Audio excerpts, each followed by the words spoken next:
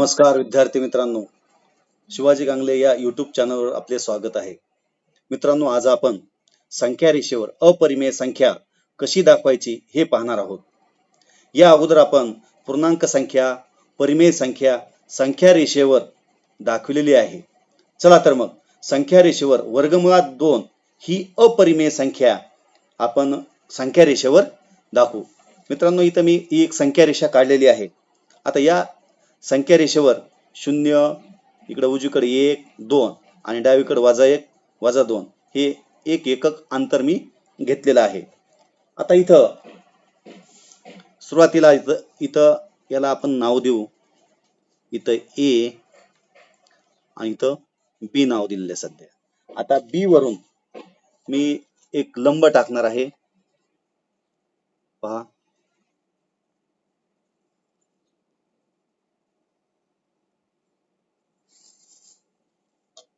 हा लंब.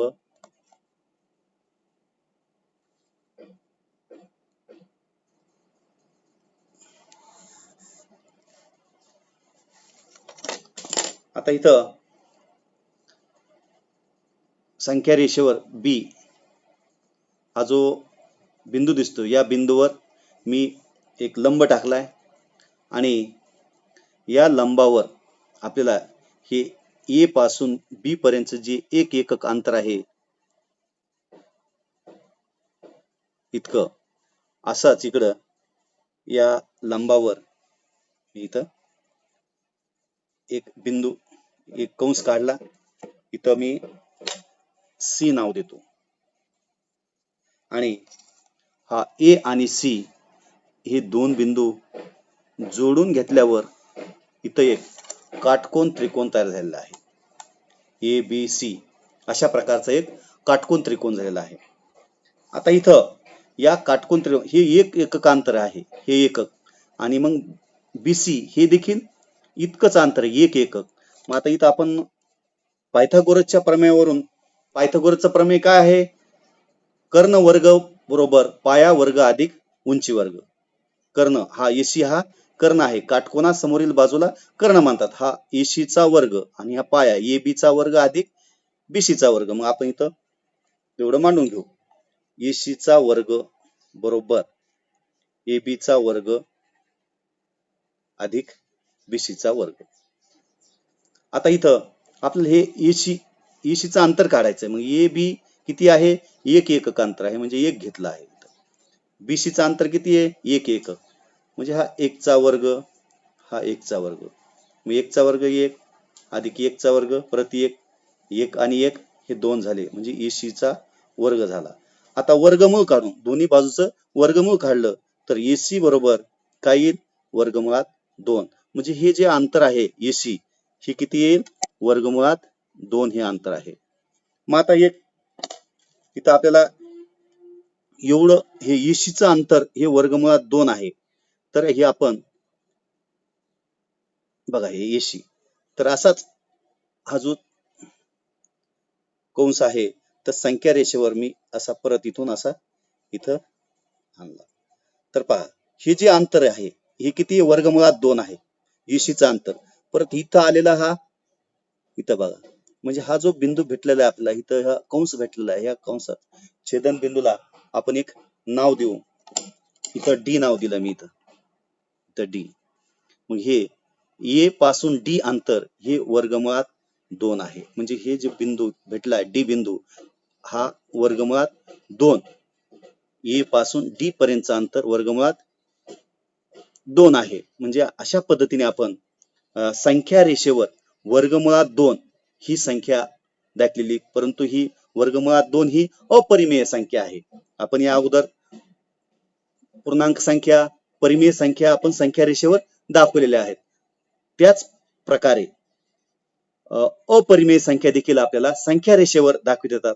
ह्या अशा पद्धतीने आपण या संख्या रेषेवर ही अपरिमेय संख्या दाखवू शकतो. नंतर आपण सराव संच 1.4 हा सोडवू. या सराव संचामध्ये 3 उदाहरणं दिलेली आहेत. पहिलं क्रमांकाचं जे उदाहरण आहे ती कृती आहे, ती कृती आपल्याला सोडून घ्यायची आहे.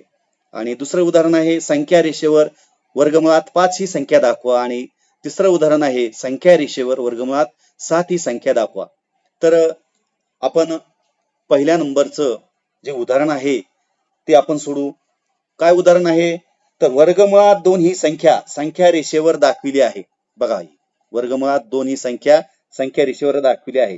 त्या आधारे वर्गमुळात 3 ही संख्या संख्या रेषेवर दाखवण्यासाठी खाली कृतीच्या पायऱ्या दिलेल्या आहेत. त्या पायऱ्यामधील रिकाम्या जागा योग्य रीतीने भरा आणि कृती पूर्ण करा. अशा पद्धतीचा हा प्रश्न आहे आणि इथं ही कृती दिलेली आहे. आणि पहा, इथं संख्या रेषा दिलेली आहे. संख्या रेषेवर वर्गमुळात 2 ही संख्या दाखवलेली आहे आणि वर्गमुळात 3 ही संख्या संख्या रेषेवर दाखवण्यासाठी ही कृती दिलेली आहे. ही कृती आपल्याला सोडवायची आहे. तर पहा, इथं कृती काय, पहिली पायरी काय आहे? संख्या रेषेवर Q हा बिंदू डॅश डॅश ही संख्या दर्शवितो. आता Q बिंदू कुठं आहे? हा इथं. मग कोणती संख्या दर्शवितो? वर्गमुळात 2. मग इथं काय लिहू आपण? वर्गमुळात 2 ही संख्या दर्शवितो. पहा, यानंतर दुसरा पॉइंट काय आहे? Q बिंदूपाशी एक लंब रेषा काढली आहे. बघा, Q बिंदूपाशी अशी एक लंब रेषा ही काढलेली आहे. त्या रेषेवर एक एकक लांबीचा बिंदू R आहे. बघा, एक एकक लांबीचा. बघा आता इथं एक एकक हा जेवढा आहे, हा एक एकक पहा, इथं हा एक एकक तेवढाच लांबीचा इथं हा R बिंदू घेतलेला आहे. मग आता इथं QR जोडल्यामुळं कोणता त्रिकोण तयार होतोय? ORQ. बघा, ORQ हा काटकोन त्रिकोण आपल्याला मिळतोय. मग आता लेंथ ऑफ OQ बरोबर वर्गमुळात 2. OQ ची लांबी किती झाली? ही वर्गमुळात 2. लेंथ ऑफ QR बरोबर 1. हा QR 1. जितकं एवढं जे अंतर पाहिलंय तितकंच अंतर हे QR चं. QR चं किती? एक एकक अंतर आहे. म्हणून आता पायथागोरसच्या प्रमेयावरून हा कर्ण आहे, हे पाया आहे आणि उंची आहे. म्हणजे कर्ण वर्ग बरोबर पाया वर्ग अधिक उंची वर्ग. म्हणजे इथं कर्ण काय आहे? OR. OR चा वर्ग लेंथ ऑफ OQ.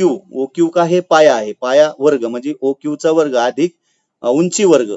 उंची काय आहे? QR. बघा, ही QR चा वर्ग. मग आता इथं OQ किती आहे? वर्गमुळात 2 कंसाचा वर्ग. बघा, वर्गमुळात 2 चा वर्ग आणि इथं OR ह्याचा 1 चा वर्ग. आता वर्गमुळात 2 चा वर्ग. आता वर्गमुळात 2 चा वर्ग हा काय असतो? 2 असतो. पहा, वर्गमुळात 2 चा वर्ग 2. मग इथं किती येईल? 2. 1 चा वर्ग 1. म्हणजे किती झालं इथं? 3 झालं. म्हणजे लेंथ ऑफ OR चा वर्ग बरोबर 3 आलेला आहे.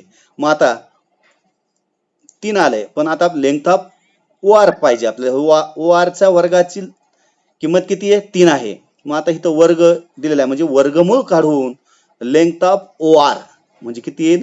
वर्गमुळात 3. बघा आता मग OR किती आलाय? हा किती आलाय? वर्गमुळात 3 आलेला आहे. आणि त्याच पद्धतीने आपण ज्या पद्धतीने आपण इथं जिथं ही जी लांबी घेतली तिथं वर्गमुळात 3. बघा, इथं इतकी जितकी लांबी तिथं एवढी लांबी आहे. म्हणजे वर्गमुळात 3 इथं आपल्याला ह्या संख्या रेषेवर इथं दाखवलेलं आहे. अशा पद्धतीने ही कृती आपण पूर्ण केलेली आहे. यानंतर तुम्ही याच पद्धतीने संख्या रेषेवर वर्गमुळात 5 ही संख्या दाखवा हे सोडू शकतात तुम्ही. पुन्हा तिसरं उदाहरण आहे संख्या रेषेवर वर्गमुळात 7 ही संख्या दाखवा. अशा पद्धतीचे पुढचे 2 उदाहरण तुम्ही सोडू शकता. ओके.